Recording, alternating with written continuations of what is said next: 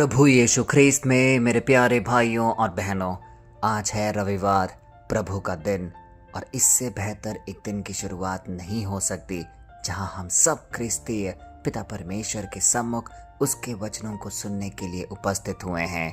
यह पल आशीषित है। हो सके तो आज के वचन को पूरे हृदय से सुनिए, जिससे कि हम उसे अपने जीवन में ढाल पाए। हम सब अपने जीवन में अलग अलग प्रकार की क्रियाएं करते हैं, मेहनत करते हैं, क्योंकि हम जानते हैं कि हर मेहनत का एक फल मिलता है। लोग सुबह उठकर ऑफिस जाते हैं क्योंकि महीने के अंत में उन्हें सैलरी मिलती है। लेकिन क्या हमने कभी गौर किया है कि हम जिस मजदूरी में दिन रात लगाते हैं, उसका फल कहीं मृत्यु तो नहीं, कहीं पाप तो नहीं? इसी के बारे में आज का वचन हमें ध्यान दिला रहा है। आइए आज के वचन का हम अध्ययन करें, जो कि लिया गया है रोमियो अध्याय 6 पद संख्या 23। आइए और जानिए कि क्या प्रेरित पौलुस हमसे कहना चाह रहे हैं। क्योंकि पाप की मजदूरी तो मृत्यु है, परंतु परमेश्वर का वरदान हमारे प्रभु यीशु मसीह में अनंत जीवन है। प्यारे भाई और बहनों, स्पष्ट शब्दों में संत पौलुस हमें यहाँ पे बता रहे हैं कि पाप की मजदूरी मृत्यु है। अब जरा सोचिए, कोई भी जानकर पाप की मजदूरी नहीं करना चाहता। अब सवाल यह भी उठ सकता है कि मजदूरी होती क्या है? मजदूरी वह हक है जो आप काम करने के बाद मालिक से वसूलते हैं, यानी जो आपने कमाया है वह आपको मिलकर ही रहेगा। संत पौलुस यहाँ पे कहना चाहते हैं कि पाप की मजदूरी मृत्यु है, यानी जब हम अपनी जिद, अपने अहंकार और अपनी गलतियों के रास्तों पर लगातार चलते रहते हैं, तो इस दुनिया का नियम हमें वही वेतन देता है जो हमने अपने कर्मों से कमाया है, यानी अलगाव, बेचैनी और अंदरूनी मौत। लेकिन जरा इस सिक्के के दूसरे पहलू पर गौर फरमाइए। वह कह रहे हैं परंतु परमेश्वर का वरदान। अब वरदान क्या है? वरदान कभी कमाया नहीं जाता, वरदान कभी मजदूरी नहीं होती। वरदान वह होता है जो देने वाला अपनी बेपनाह मोहब्बत की वजह से आपको मुफ्त में देता है।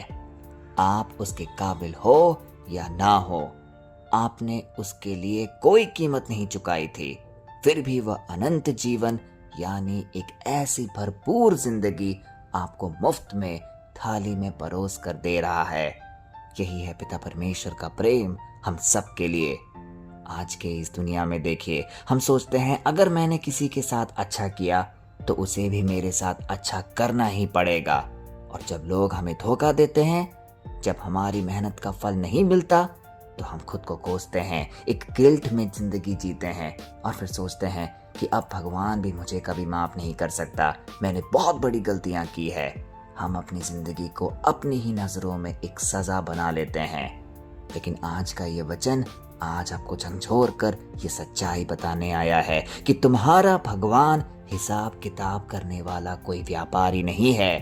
अगर वह तुम्हारी मजदूरी देने पर उतर आए तो हम में से कोई भी एक पल टिक नहीं सकता, क्योंकि हम पापी हैं। लेकिन उसका स्वभाव वरदान देने का है। वह तुम्हारी गलतियों के बदले तुम्हें सजा देने के बजाय अपने बेटे यीशु मसीह के जरिए तुम्हें एक नया और खुला आसमान देने के लिए बैठा है। तुम अपनी पुरानी गलतियों के बोझ से आजाद हो सकते हो। बस उस मुफ्त के प्रेम को स्वीकार करने की देर है। हमें प्रभु यीशु में पूर्ण विश्वास रखना अनिवार्य है। तो आइए आज के वचन का मर्म समझकर कुछ पल अपनी आंखें बंद करें।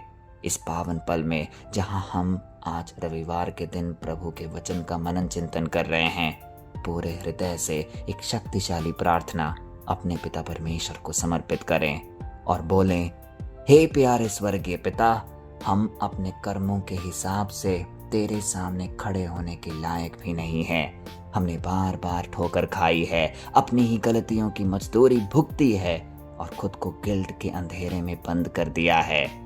आज हमारे इन सारे बोझों को अपने प्रेम से धो डाल। हमें यह एहसास करा कि तेरा वरदान हमारी योग्यता से बहुत बड़ा है।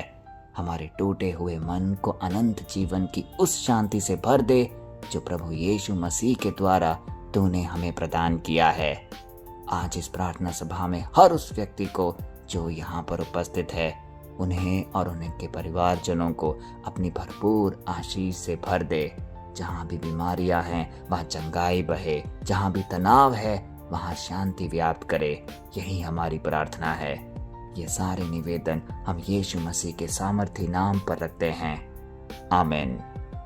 प्यारे भाइयों और बहनों, आपकी जिंदगी का फैसला आपकी मजदूरी से नहीं बल्कि आपके स्वर्गीय पिता के उस असीम वरदान से होता है जो उसने यीशु मसीह के जरिए आपको मुफ्त में दिया है।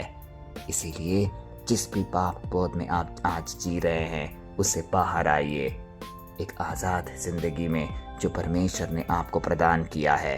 लेकिन यह ज़रूर याद रखिए कि अब दोबारा उस पाप में बोध में नहीं गिरना है, वही पाप नहीं दोहराना है। बाकी पिता परमेश्वर की कृपा, अनुकंपा और दया सदा हमारे साथ बनी रहेगी। कल फिर हम मिलते हैं, तब तक के लिए सबको जय मसीह की।